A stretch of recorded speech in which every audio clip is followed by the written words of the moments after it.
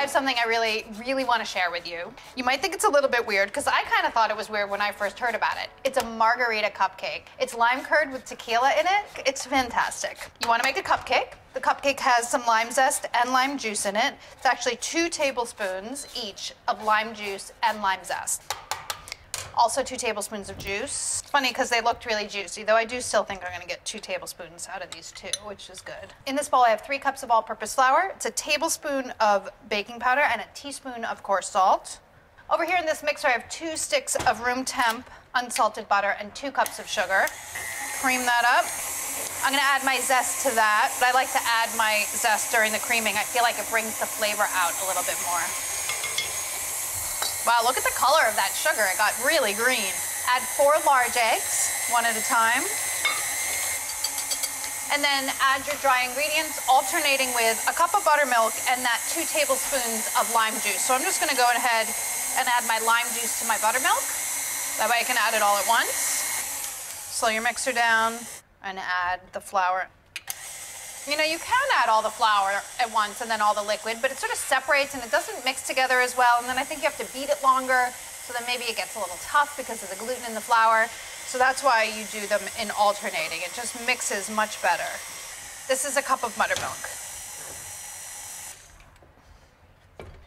I have my muffin tins are already lined with baking cups, and then divide the batter evenly. Have your oven preheating at 325. These bake at a little bit lower than normal temp.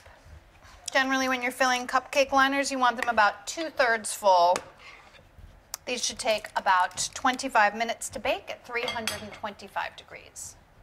Now for the amazing part, which is the filling. It's a lime curd with tequila and Cointreau. In this pot, I have a 1/2 cup of sugar. To that, add 1.5 tablespoons of cornstarch, 1/2 teaspoon of coarse salt, 2 teaspoons of grated lime zest, 4 egg yolks. Oop. Everything can go right into the pot. It's really easy. 6 tablespoons of fresh lime juice, and 3 tablespoons of butter. Boom. Mix everything together and then turn your heat on. I just realized that this pot's not going to work on here, so this little guy makes it work.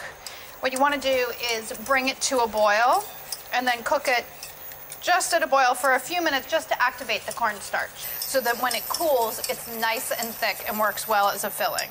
Now what you want to do is you can take it off. You can strain it to just make sure that if there were any little bits of cooked egg, that gets strained out.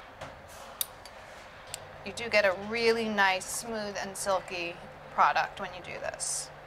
And then you can add your tequila. It's a tablespoon of tequila. If you're serving kids and you don't want to have the tequila, you can certainly leave this out. A teaspoon and a half of some kind of orange liqueur. This is a Grand Marnier. You could also use Cointreau. Stir that, and then you want it to become fully cool. So refrigerate it at least 2 hours, but up to overnight. Right here I have a cream cheese frosting. We've got lots of great cream cheese frosting recipes on our website, so just go and get one. It's also attached to this recipe on our website, so don't worry about that. I have my tequila curd in this pastry bag, and I just insert the tip of the pastry bag into the top of the cupcake and then squeeze. You want to squeeze until the top of the cupcake mounds up slightly, and that's when you know it's starting to get really full. If a little bit comes out the top, you can just scrape it off. Take some of your cream cheese frosting, dollop it on top, a couple tablespoons per, and give it a little swirl.